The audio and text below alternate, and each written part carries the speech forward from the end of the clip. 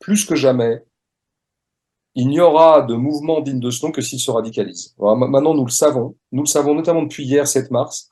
Globalement, le gouvernement en a rien à foutre de qu'il y ait 2 millions de gens dans la rue, voire 3 millions. Euh, il en a rien à foutre que ça bloque ici ou là.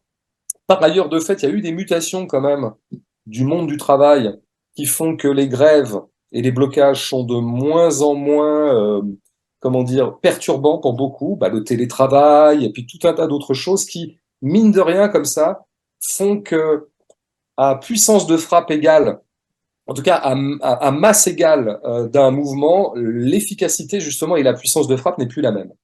Et donc, décidément, ça ne suffit pas de descendre dans la rue, ça ne suffit même pas de faire grève comme ça un jour. On le savait, mais maintenant on le sait définitivement.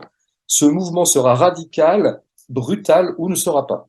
C'est vraiment, c'est la certitude que j'ai, mais je suis pas le seul, hein. Tout le monde s'en rend bien compte parce que c'est tout à fait étrange ce qui se passe, c'est très nouveau dans l'histoire des mouvements sociaux.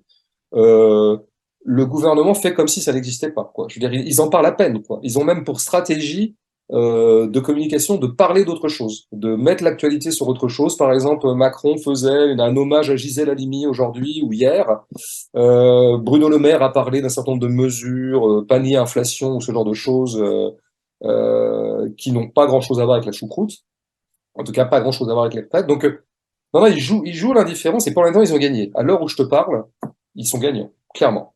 Donc, ça fait quand même des années qu'on ergote beaucoup dans les débats internes à la gauche radicale sur la nécessité de la violence, la légitimité de la violence, notre capacité à la violence, qui est une vraie question.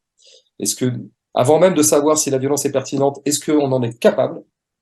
C'est une réponse que je n'ai pas pour moi-même. En tout cas, je sais sa nécessité. Elle est là, elle se pose à nous très clairement. Bon, bah Ta donc, réponse j'espère à que vous Cohen, regardez. ta réponse, ta réponse à Cohen il y a quelques années sur la violence, elle était bien. Puis je pense qu'effectivement, ouais, je vois exactement ce que tu veux dire. Mais Il fallait le c'est dire. un, c'est un pas, quoi. C'est un, Ouais, c'est un pas, c'est difficile. Mais en tout cas, maintenant, vraiment, il y a plus de débat stratégique. Il n'y a plus de débat stratégique à avoir. La stratégie, on la connaît. Et c'est une stratégie vraiment de radicalisation et de brutalisation.